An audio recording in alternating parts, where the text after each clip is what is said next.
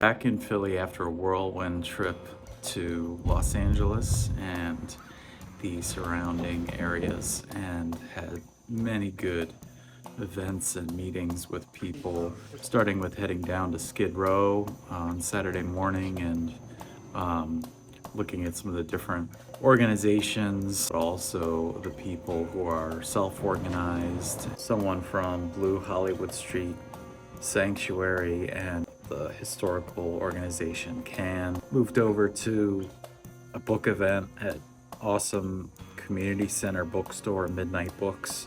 Connected with a couple of people that we've known for a while and also new friends. Afterwards, we went down and met with J-Town Action and Solidarity. They were doing their Power Up event, giveaways, places for people to charge their phones, connect, network.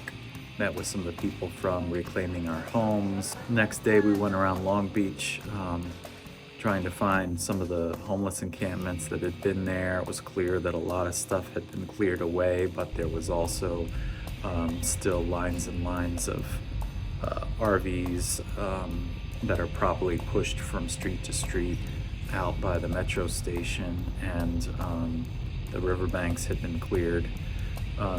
Similarly, we saw that the next day out in Orange County, where there had been encampments out by Angel Stadium that had been dispersed, pushed out, and guarded against coming back and returning. All of that clearly signs that when the Grants Pass decision by the Supreme Court just unleashed the state to come down hard on homeless people anywhere living outside.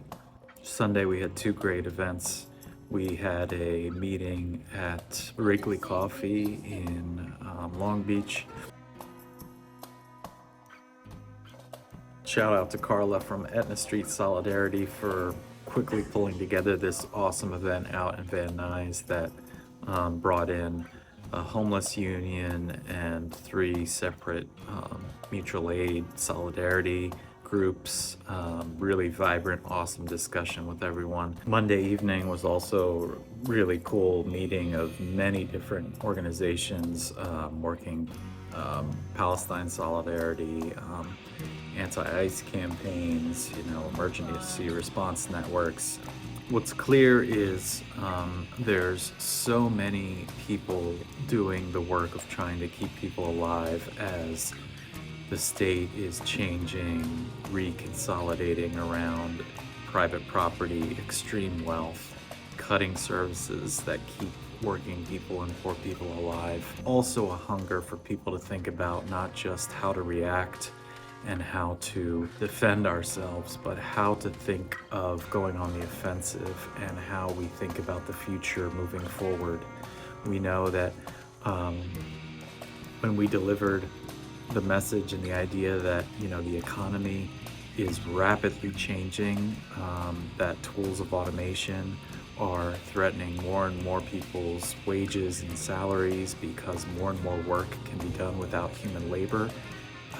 People resonated with that, and of course the people in power, the ruling class, are trying to reorganize around that new economy, the laborless economy, with a new form of fascism, and all they can do is put more money and time and resources into agencies and forces of oppression and division. And at the same time, we need to think about where we're going. We need to form our own think tanks and networks that are thinking about how does our class, this new class that is separated from the economy, a class that's arising within the working class, reorganize society in our own interest.